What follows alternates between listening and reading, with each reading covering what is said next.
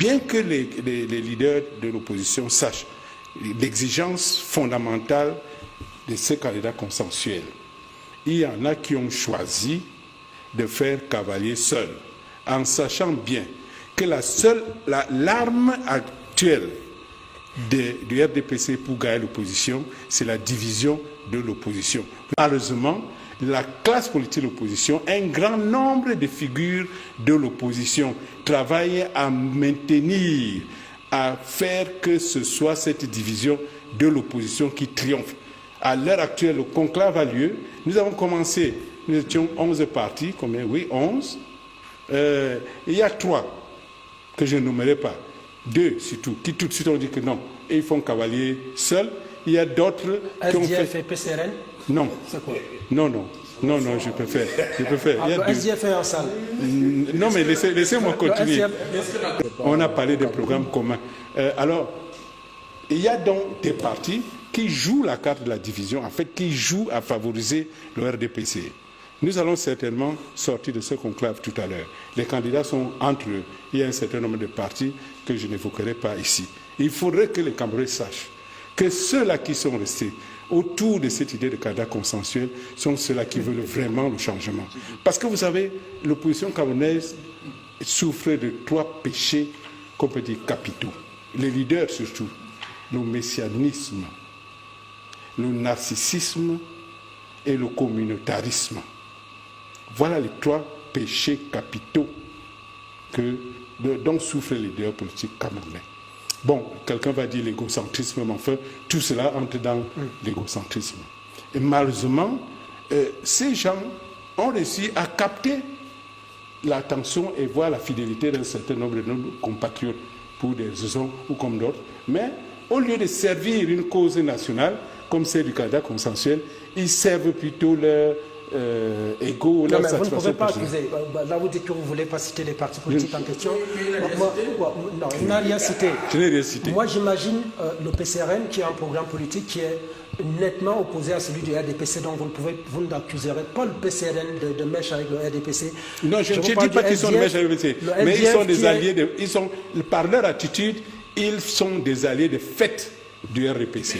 Parce que ce n'est que dans la division, ce n'est que dans la division que le RDPC peut gagner. Mais vous les accusez pourquoi? Parce qu'ils sont conscients de leur force. Le PCRN est conscient de sa force. Le SDF, conscient de sa force, se dit « je n'ai pas besoin des autres » qui, sur le plan électoral du suffrage, ne pourraient rien apporter. Et un candidat comme Maurice Kamto qui pourrait donner une consigne de vote, qu'est-ce que vous en faites?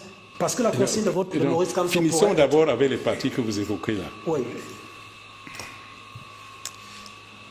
Vous savez, dans cette histoire-là, j'ai oublié un autre péché capital des leaders.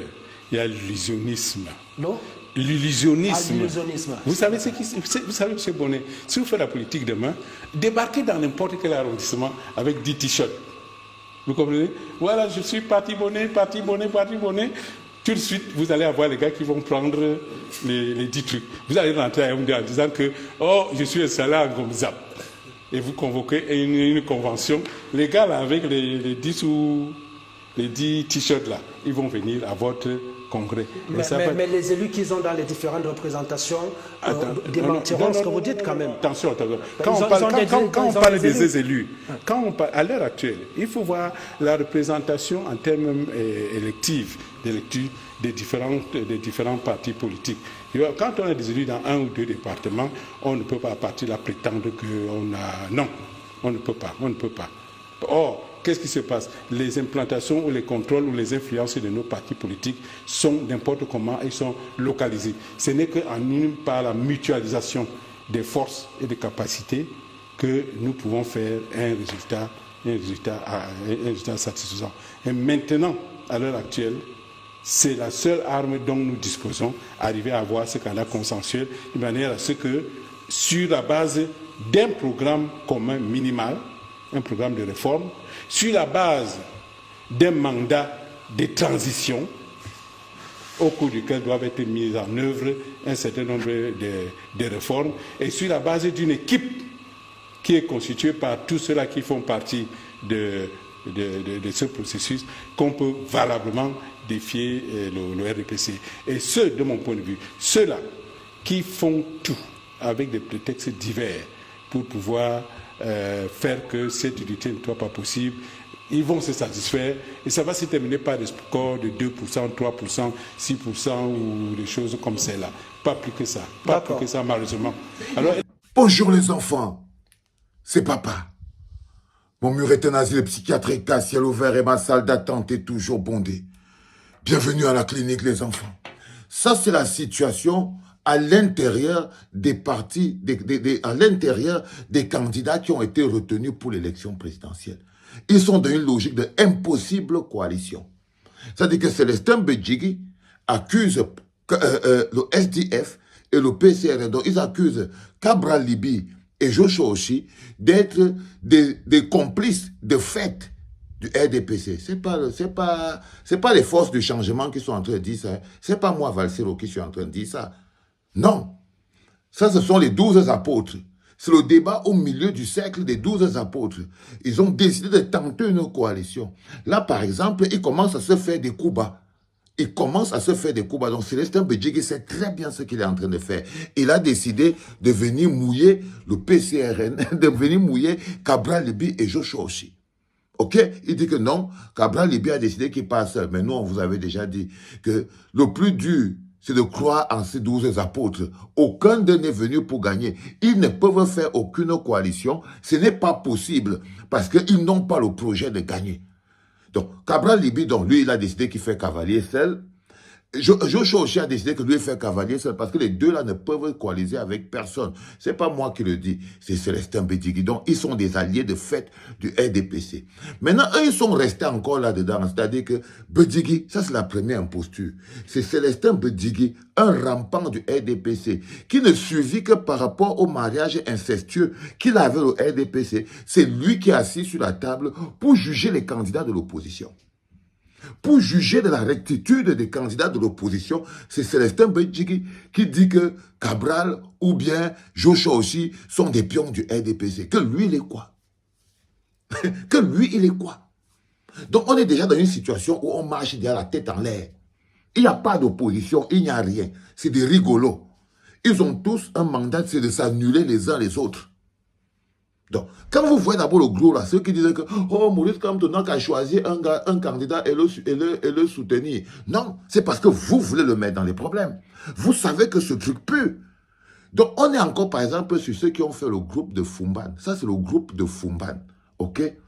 Les informations qui nous reviennent. C'est ce groupe de Fumban a des problèmes pour se mettre ensemble pour un candidat consensuel. Ils ont décidé que si quelqu'un veut être le candidat consensuel, il faut qu'il rembourse à chacun d'entre eux les 30 millions de la caution qu'ils ont donnée. Vous imaginez qu'ils ne sont pas en tête de programme, ils sont sur l'argent. Que si moi, par exemple, si peut-être Danjoya veut devenir candidate consensuelle, elle doit d'abord commencer par rembourser les 30 millions que tous les autres ont donnés. Pourtant, ils pourraient économiser ces 30 millions. Ça les fait dans les 270 millions parce qu'ils sont pratiquement 7 comme ça et tout. Et ils avaient même une cagnotte pour commencer à faire la campagne du candidat consensuel. Ils sont sur l'argent. C'est-à-dire que si tu veux être candidat consensuel, il faut payer. Si tu as 270 millions, tu entres dans le groupe de Fumban et tu deviens le candidat consensuel. Ça veut dire que là où vous êtes là, celui qui a 270 millions, imaginez le nombre de fois que Ngongo a 270 millions dans sa poche. Et c'est eux là que lui, Célestin Bédjigui, dit que bon, c'est eux qui sont en conclave là. Dedans, il y a les Akeremouna, il y a Madame Damjoya, il y a le Célestin Bédjigui ici, il y a Serge Espoir Matomba. En ce moment, ils sont maintenant 7. Ils sont maintenant 7. Maintenant, toi, tu te lèves. Tu dis, oh, Maurice Kamto, il doit coaliser. De quoi vous parlez? Voilà d'abord les candidats, eux qui sont candidats à l'élection présidentielle. Ils n'arrivent pas à trouver un accord entre eux. Ils n'arrivent pas à se regarder avec sincérité dans les yeux parce qu'ils sont tous manipulés. Personne ne veut prendre le moindre risque. Ils sont tous manipulés. Et c'est pour ça qu'ils ont été choisis. Ils ont été choisis pour nous livrer ce spectacle. C'est un spectacle qui a pour objectif de démobiliser les votants. Quand vous le voyez venir parler là, Célestin Bédjigui, il a un objectif. C'est que quand il dit ça comme ça là, c'est pour décourager les Camerounais à aller voter. Parce que c'est son objectif. Réduire la participation au maximum. Décourager le maximum. Ça veut dire qu'ils ont dit que bon, on a écarté Maurice Kamto. Il y a déjà beaucoup de Camerounais qui vont partir.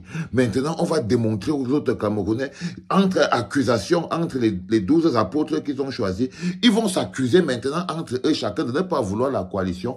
Ils vont encore s'émietter en petits morceaux. Ce n'est pas le hasard. C'est prévu. C'est prévu. Ils vont encore s'émietter en petits morceaux tout seuls. Est-ce que vous croyez que le positionnement de Cabral Libi ou le positionnement de... Il s'appelle comment? Le positionnement de Joshua aussi est différent du positionnement de Bello Bouba? Non, c'est pas différent. C'est pas différent du positionnement de Bello Bouba. Ils ont tous, chacun, une feuille de route qui leur a été donnée par le gouvernement. Ils doivent émietter tout ça. Aucun d'eux n'a la liberté de faire une quelconque coalition avec Maurice Kamto. Parce qu'ils savent que celui qui fait la coalition avec Maurice Kamto a remis tout le Ndolé à terre. Celui qui fait la coalition avec Maurice Kamto a remis tout le Ndolé à terre. Aucun d'eux ne va se lever parce qu'aucun d'eux n'a ce projet. Aucun d'eux ne va se lever pour venir demander la coalition avec Maurice Kamto. Aucun d'eux. Parce qu'il sait que ce serait un pacte avec le peuple. Tu ne vas pas t'en sortir. Ils savent que ce serait le pacte avec le peuple et tu ne pourras pas t'en sortir. Ce sera le pacte avec les forces du changement. Et les forces du changement ne sont pas des gens qui pourront tolérer une quelconque trahison ou forfaiture. Voilà pourquoi ils ne peuvent pas. Il ne s'agit pas de Maurice Kamto qui ne veut pas aller choisir un opposant, non. Non, c'est un opposant qui doit venir choisir Maurice Kamto. Et Maurice Kamto voit s'ils peuvent cheminer ensemble. Il ne faut pas le mettre dans une position où il n'est pas. Non, la forfaiture a été commise depuis au Conseil constitutionnel. Les conséquences sont là. L'État part en décrépitude. Donc je tenais à vous dire que non, la tâche de Maurice Kamto, elle est grave et elle est dure. Elle est dure. Il ne s'agit pas seulement de lui qui devrait piquer, choisir quelqu'un. Non. Il y a ces acteurs-là doivent démontrer avec toute leur force et leur énergie qu'ils veulent coaliser avec le peuple. C'est dans cette volonté qu'on arrivera aussi à faire un pas. C'est comme ça que ça fonctionne. Si pas il y a à faire. Parce que Maurice Kamto a aussi le choix de ne choisir personne. Vu comment ça se présente, vous ne pouvez pas le mettre dans une situation. Non, il a le choix. Il a le choix. Et il a le droit d'avoir le choix. Que quand il regarde ça comme ça, là, vu comment ça pue, là, c'est compliqué. C'est compliqué, les enfants. Donc, vous savez, vous devez vous rendre compte qu'en ce moment précis, quand on demande une mobilisation générale, c'est parce que quand ça va faire tant, tout le monde doit être prêt. Tout le monde doit être prêt parce qu'il y a toujours une surprise. On parle comme ça parce qu'on sait que derrière, tous les jours, on met des techniques sur pied pour pouvoir arriver à quelque chose au 12 octobre. Et il se passera quelque chose. Restez mobilisés. Regardez-les s'écrouler parce qu'ils n'avaient pas le projet d'aller gagner. C'était le deuxième et c'était papa.